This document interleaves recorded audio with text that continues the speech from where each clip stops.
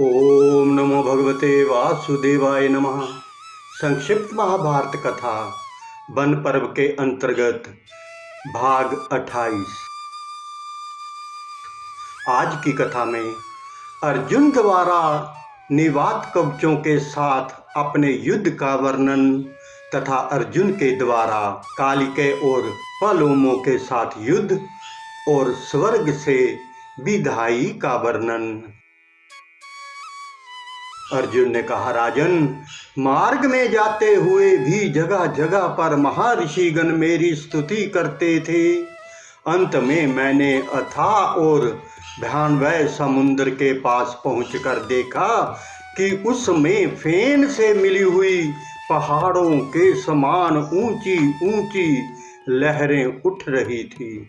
वे कभी इधर उधर फैल जाती थी और कभी आपस में टकरा जाती थी। सब ओर रत्नों से भरी हुई हजारों नावें चल रही थी तथा बड़े बड़े मत्स्य, कछुए, तिमी, तिमिंगल और मकर जल में डूबे हुए पहाड़ से जान पड़ते थे। इस प्रकार उस अत्यंत वेगशाली महासागर को देखकर उसके पास ही मैंने दानवों से भरा हुआ उनका नगर देखा। वहां पहुंचकर मातली ने अपना रथ उस नगर की ओर दौड़ाया। रथ की घरघराहट से दानवों के हृदय दहल गए। इसी समय मैंने भी बड़े आनंद से धीरे धीरे अपना देवदत्त नामक शंख बजाना आरंभ कर दिया। उस शब्द ने आकाश से टकराकर प्रतिध्वनि पैदा कर दी। उसे सुनकर बहुत से बड़े बड़े जीव भी भयभीत होकर इधर उधर छिप गए। फिर अनेकों प्रकार के अस्त्र शस्त्रों से सुसज्जित सहस्त्रों निवात कवच दैत्य नगर से बाहर आए। उन्होंने हजारों प्रकार के भीषण स्वर और आकार वाले बाजे बजाने आरंभ किए। इस प्रकार निवात कवचों के साथ मेरा भीष्म संग्राम छिड़ गया। उसे देखने के लिए वहां अनेकों देव ऋषि, दानव ऋषि, ब्रह्म ऋषि और सिद्ध लोग आ गए और मेरी ही विजय की अभिलाषा से मधुर वाणी से मेरी स्तुति करने लगे। दानवों ने मेरे ऊपर गदा, शक्ति और शूलों की अनवरत वर्षा आरंभ कर दी और वे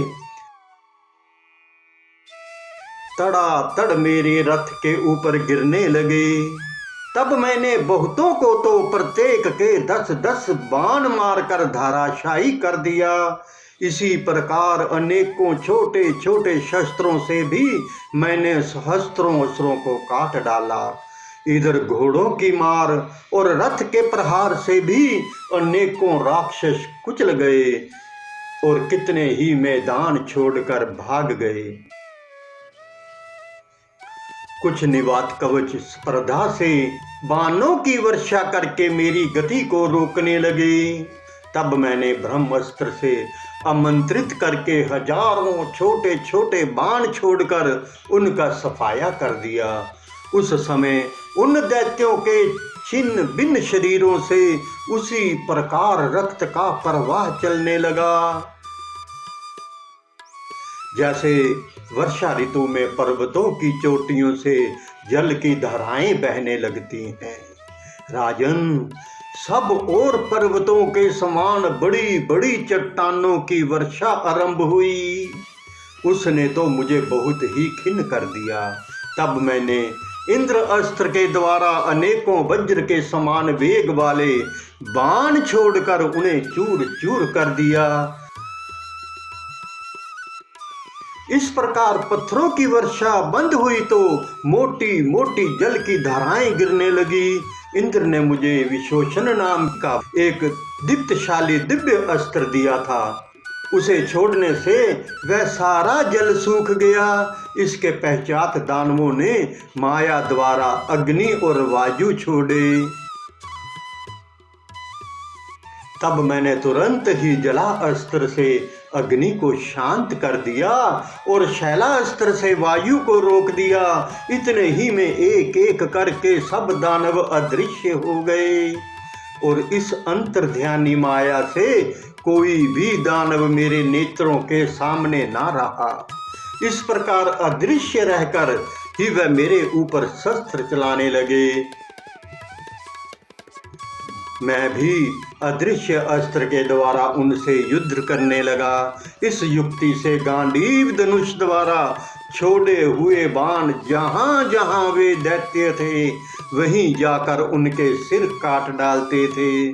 जब मैं इस प्रकार युद्ध क्षेत्र में उनका संहार करने लगा तो वे अपनी माया को समेट कर नगर में घुस गए। दैत्यों के चले जाने पर जब वहां का दृश्य स्पष्ट हो गया तो मुझे सैकड़ों हजारों दानव मरे दिखाई दिए।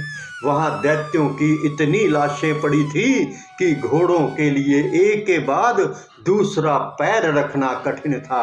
इसलिए घोड़े पृथ्वी से उठकर आकाश में स्थित हो गए। किंतु निवात कवचों ने अदृश्य रूप से पत्थरों की वर्षा करते हुए आकाश को भी आच्छादित कर दिया। पत्थरों से ढक जाने और घोड़ों की गति रुक जाने से मैं बड़ा तंग आ गया। तब मातली ने मुझे डरा हुआ देखकर कहा, अर्जुन अर्जुन डरो मत, ब्रजास्त्र का प्रयोग करो। राजन, मातली का ये वचन सुनकर मैंने देवराज का प्रिय अस्त्र वज्र छोड़ा और एक अवचिल स्थान पर बैठकर गांडीव को अभिमंत्रित कर मैंने लोहे के बने हुए वज्र के समान पहने बाण छोड़े। उन वज्र तुल्य बाणों के वेग से आहत होकर वे पर्वत के समान विशालकाय दैत्य एक दूसरे से लिपट लिपट कर पृथ्वी पर लुढ़कने लगे। सबसे बढ़कर आश्चर्य की बात तो ये हुई कि इतना संग्राम होने पर भी माताली या घोड़ों को किसी भी प्रकार की क्षति नहीं पहुंची। फिर मातली ने हंसकर मुझसे कहा, अर्जुन, तुम में जैसा पराक्रम देखा जाता है वैसा तो देवताओं में भी नहीं है। इस प्रकार जब निवात कवचों का अंत हो गया तो नगर में उनकी स्त्रियां रोने पीटने लगी। उस समय ऐसा जान पड़ता था मानो शरद ऋतु में सारसों का शब्द हो रहा हो। फिर मैं मातली के साथ उस नगर में गया। मेरे रथ का घोष सुनकर दैत्यों की स्त्रियां बहुत डरी और उसे देखकर वे झुंड की झुंड भागने लगी। वे नगर अमरावती से भी बढ़ चढ़ कर था। ऐसा अद्भुत नगर देखकर मैंने मातली से पूछा, ऐसे सुंदर नगर में देवता लोग क्यों नहीं रहते? मुझे तो ये इंद्रपुरी से भी बढ़कर जान पड़ता है। मातली ने कहा, पहले ये नगर हमारे देवराज इंद्र का ही था, किंतु फिर निवात कवचों ने देवताओं को यहाँ से भगा दिया। कहते हैं पूर्व काल में महान तपस्या करके दानवों ने भगवान ब्रह्मा को प्रसन्न किया और उनसे अपने रहने के लिए ये स्थान और युद्ध में देवताओं से अभय मांगा। तब इंद्र ने ब्रह्मा जी से ये प्रार्थना की, भगवान, हमारे हित के लिए आप ही इनका संहार कीजिए। तब ब्रह्मा जी ने कहा, इंद्र, इस विषय में विधाता का विधान ऐसा ही है कि दूसरे शरीर द्वारा तुम ही इनका नाश करोगे। इसी से इनका वध करने के लिए इंद्र ने तुम्हें अपने अस्त्र दिए हैं। तुमने जिन असुरों का संहार किया है उन्हें देवता नहीं मार सकते थे। इस प्रकार उन दानवों का नाश करके उस नगर में शांति स्थापित कर मैं मातली के साथ फिर देवलोक में चला आया। अर्जुन कहते हैं, लौटते समय मार्ग में मुझे एक दूसरा दिव्य नगर दिखाई दिया। वह बहुत ही विस्तृत और अग्नि एवं सूर्य के समान कांति वाला था। उसे इच्छा अनुसार चाहे जहां ले जाया जा सकता था, उसमें भी दैत्य लोग ही रहते थे। उस विचित्र नगर को देखकर मैंने मातली से पूछा, ये अद्भुत स्थान क्या है? मातली ने कहा, पुलोमा और कालिका नाम की 2 दानवियां थी। उन्होंने सहस्त्र दिव्य वर्ष तक बड़ी कठोर तपस्या की। तप के अंत में जब ब्रह्मा जी ने प्रसन्न होकर उनसे वर मांगने को कहा, तो उन्होंने ये मांगा कि हमारे पुत्रों को थोड़ा सा भी कष्ट ना हो, देवता, राक्षस या नाग कोई भी उन्हें मार ना सकें, तथा उनके रहने के लिए एक अत्यंत रमणीय, प्रकाशपूर्ण और आकाशचारी नगर हो। तब ब्रह्मा जी ने कालिका के पुत्रों के लिए सब प्रकार के रत्नों से सुसज्जित, देवताओं के लिए भी अजय, सब प्रकार के अभिष्ट भोगों से पूर्ण तथा रोग शोक से रहित ये नगर तैयार किया। इसे महर्षि, यक्ष, गंधर्व, नाग, असुर या राक्षस कोई भी नहीं जीत सकते। ये नगर आकाश में भी उड़ता रहता है। इसमें कालिका और पलोमा के पुत्र ही रहते हैं। ये लोग सब प्रकार के उद्वेग और चिंता से दूर रहकर बड़े आनंद से इसमें निवास करते हैं। कोई भी देवता इन्हें जीत नहीं सकता। ब्रह्मा ने इनकी मृत्यु मनुष्य के हाथ ही लिखी है। अतः तुम वज्र द्वारा इन दुर्जय और महाबली दैत्यों का भी अंत कर दो। तब मैंने प्रसन्न होकर मातली से कहा, अच्छा, तुम अभी मुझे इस नगर में ले चलो। जो दुष्ट देवराज से द्रोह करते हैं उन्हें मैं अभी तहस नहस कर डालूंगा। मातली तुरंत ही मुझे उस स्वर्णमय नगर के पास ले गया। मुझे देखकर वे दैत्य कवच धारण कर रथों में सवार हो बड़े वेग से मेरे ऊपर टूट पड़े और अत्यंत क्रोध में भरकर मेरे ऊपर नालीक, नाराच, भाले, शक्ति, रिष्टि और तोमरों से वार करने लगे। तब मैंने अपनी अस्त्र विद्या के बल से भीषण बाण वर्षा कर उनके शस्त्र वृष्टों को रोक दिया और उन सब को मोहित कर दिया, जिससे वे आपस में ही एक दूसरे पर प्रहार करने लगे। उनकी इस मुग्ध अवस्था में ही मैंने अनेकों चमचमाते हुए बाण छोड़कर सैकड़ों के सिर काट डाले।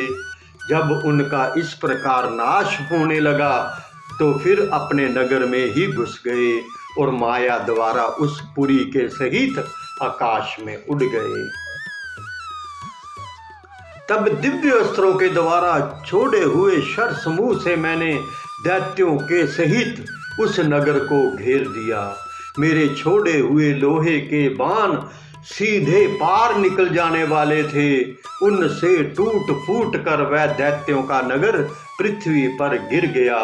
फिर तो मुझसे युद्ध करने के लिए उनमें से 8000 रथी क्रोधित होकर मेरे ऊपर चढ़ आए और मुझे चारों ओर से घेर लिया। किंतु मैंने पहने पहने बाण छोड़कर उन सभी को नष्ट कर दिया।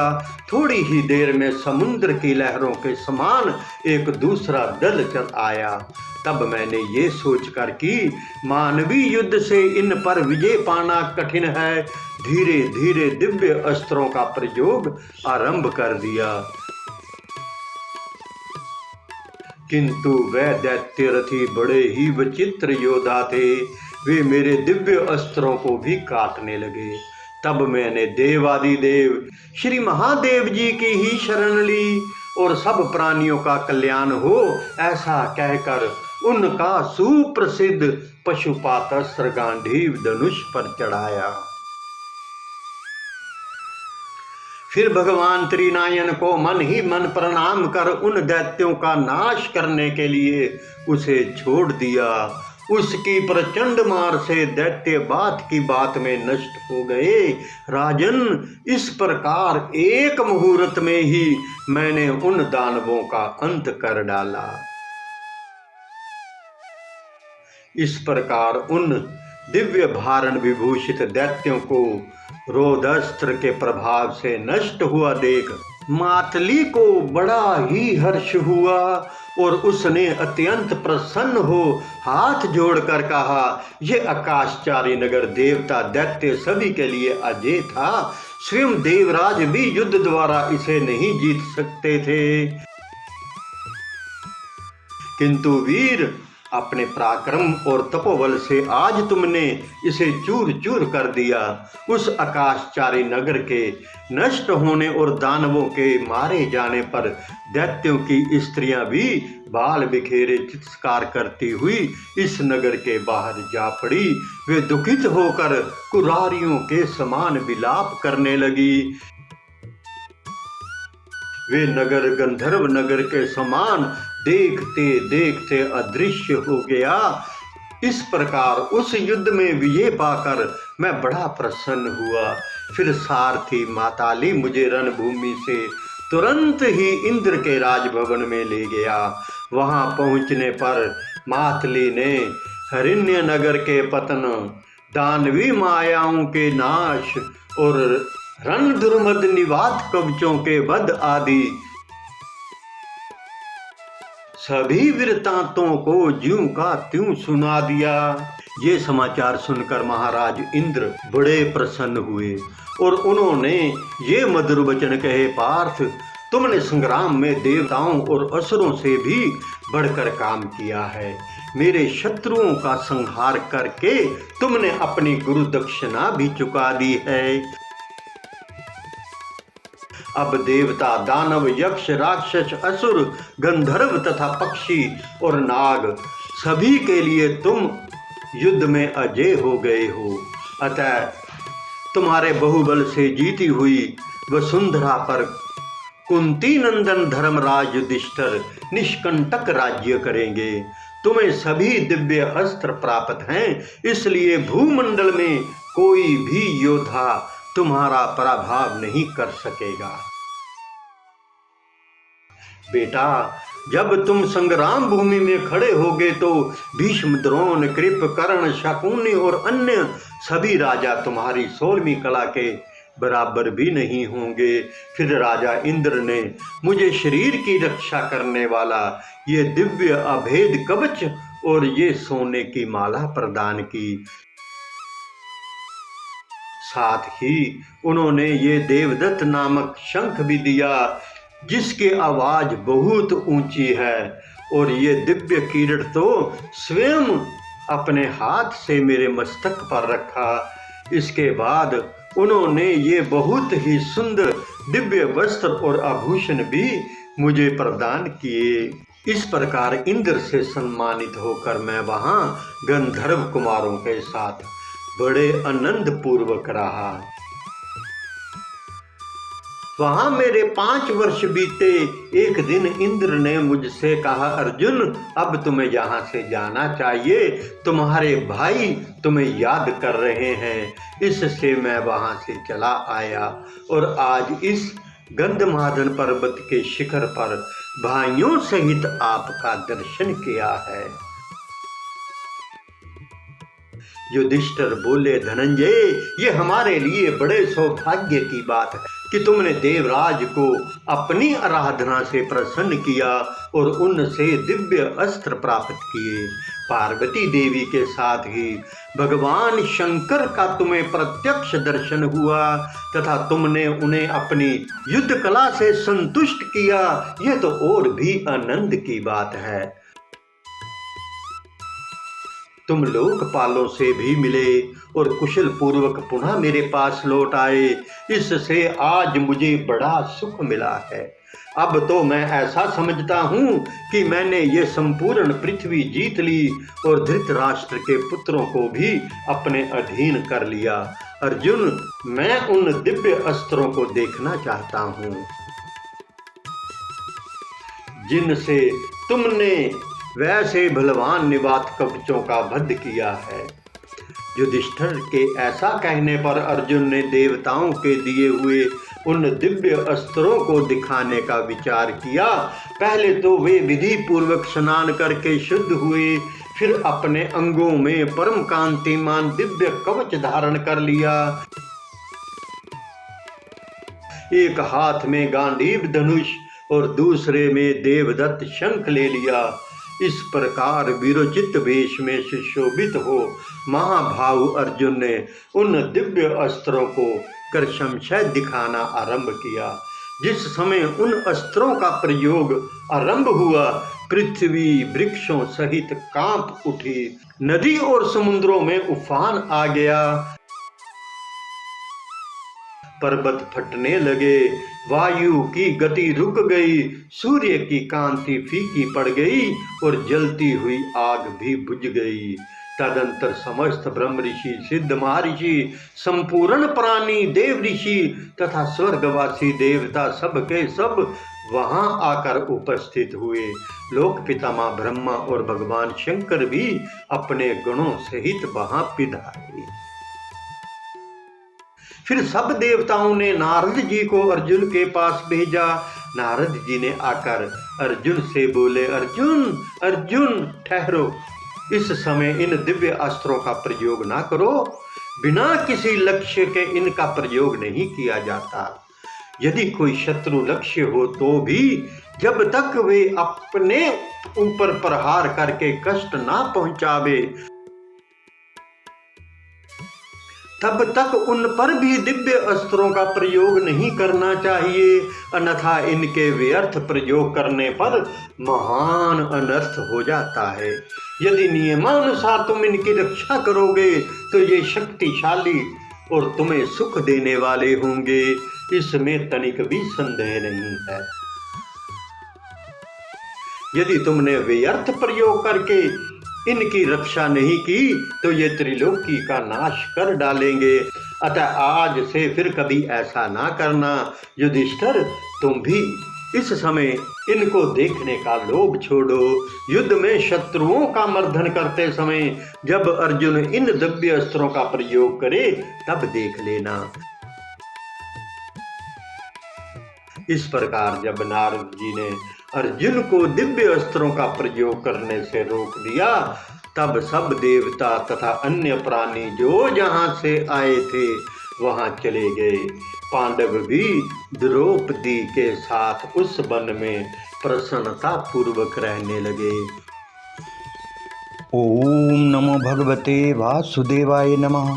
एक विनम्र निवेदन है कि संपूर्ण महाभारत की रोचक एवं ज्ञानवर्धक कथाओं का आनंद लेने के लिए आप हमारे YouTube चैनल कहना सेवा के साथ जुड़ें तथा अपने सभी मित्रों को भी हमारे चैनल को लाइक और सब्सक्राइब करने के लिए आज ही आमंत्रित करें।